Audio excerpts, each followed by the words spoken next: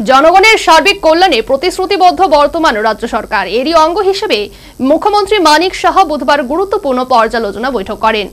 বৈঠকে রাজ্যের প্রতিটি জেলায় চলমান উন্নয়ন ও জনকল্যাণমূলক প্রকল্পের অগ্রগতির বিষয়ে গুরুত্ব আরোপ। বর্তমান রাজ্য সরকার পরিকাঠামো উন্নয়নে অগ্রাধিকারের ভিত্তিতে কাজ করছে। রাজ্যের সর্বত্র চলছে নানা উন্নয়নমূলক কাজকর্ম।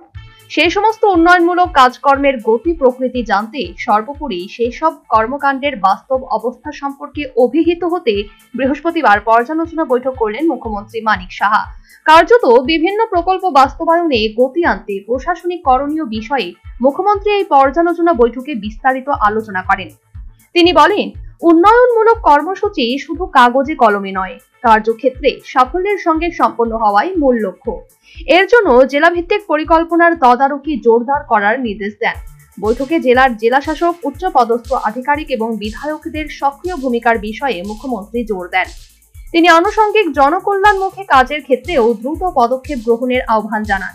প্রশাসন, জনপ্রতিনিধি ও সংশ্লিষ্ট সংস্থাগুলির সম্মিলিত প্রচেষ্টায় রাজ্যবাসীর জীবনমান উন্নত করার উপর বিশেষ গুরুত্ব আরোপ করেন। মুখ্যমন্ত্রী আশাবাদ ব্যক্ত করেন, সময়মতো প্রকল্প সম্পন্ন হলে রাজ্যের সামগ্রিক উন্নয়ন ত্বরান্বিত হবে এবং জনগণের আস্থা আরও সুদৃঢ় হবে।